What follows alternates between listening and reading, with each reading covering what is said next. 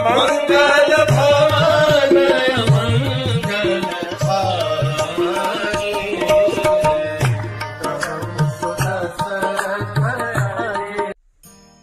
हरे कृष्ण। कल हमने देखा किस प्रकार से रावण बहुत सीक्रेटली सुबह सुबह ब्रह्म मुहूर्त में अपने रथ और सारथी को लेकर के एक बहुत ही खास जगह आए। बहुत ही डेंस वुड से घिरे हुए एकदम जंगल में, जैसे आप यहाँ पे देख रहे हैं हर जगह पे जंगल और बड़े बड़े पेड़। इसके बीच में एक बड़े से बरगद के वृक्ष की डाली पर कई सारे बौने बौने साधु उल्टा लटके हुए हैं, और हमने देखा था कल उनका नाम है वालखिल्यस। तो रावण अपने सारथी को वालखिल्यों की कथा बता रहे हैं। कथा शुरू होती है कश्यप मुनि और उनकी दो पत्नियों से, कद्रु और विनता।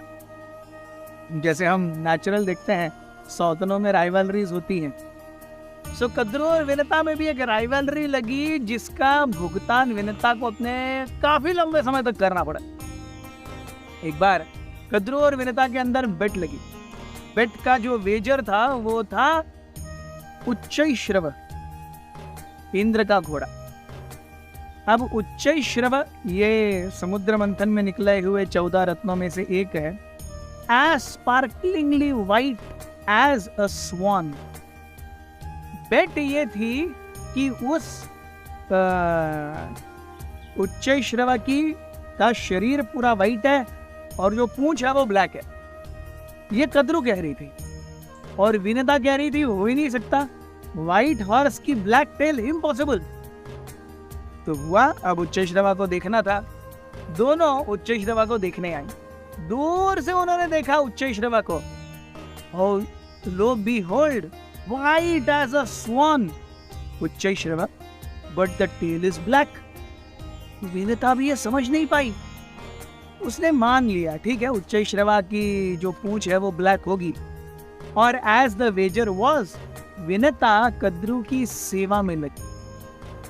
लेकिन ये भूल नहीं पा रही थी वो। लेकिन एक्चुअली कद्रु ने वहां पर छल किया था।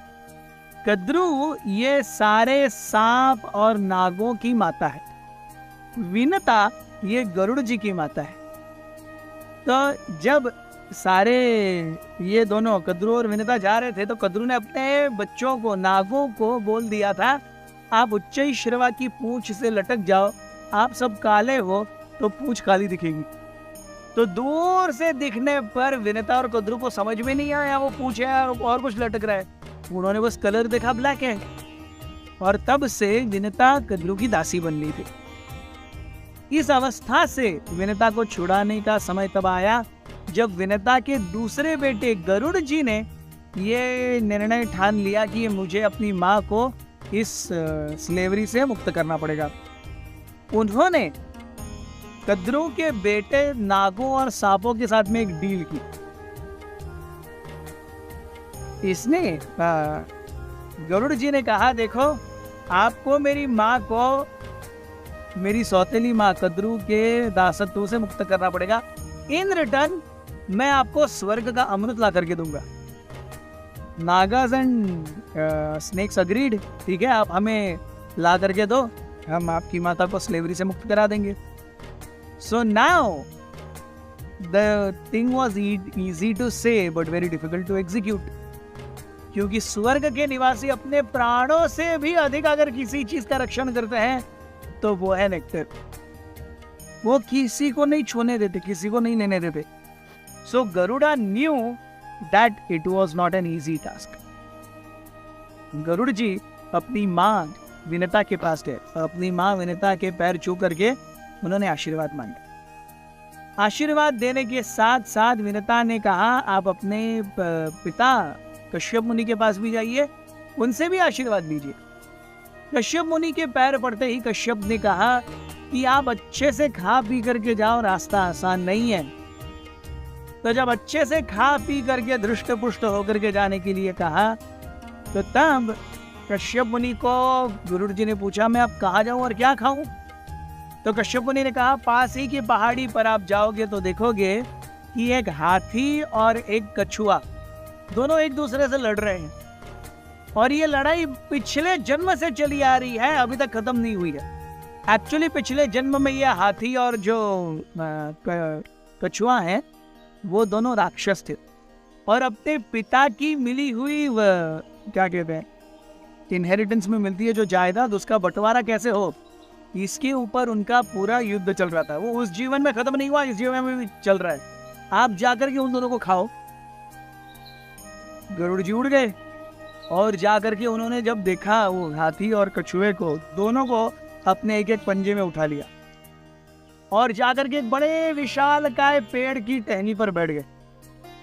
लेकिन वो टहनी भी एक हाथी, एक बड़े कच्छप और स्वयं गरुड़ जी का जो बल था, उसका जो वेट था, वो नहीं ले पाई। It snap.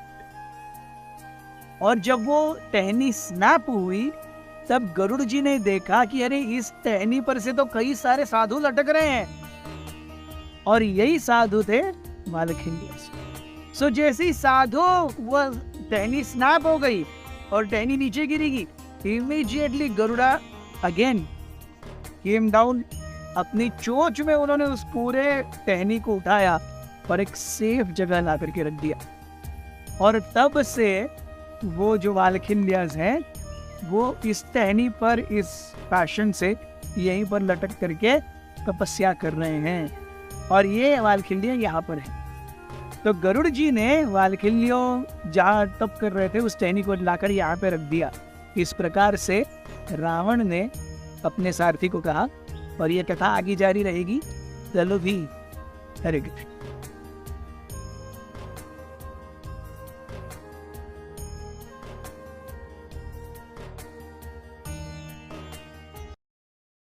हमारे साथ श्री रघुनाथ तो किस बात की चिंता, हमारे साथ श्री रघुनाथ तो किस बात की चिंता, शरण में रख दिया जब माथ तो किस बात की चिंता।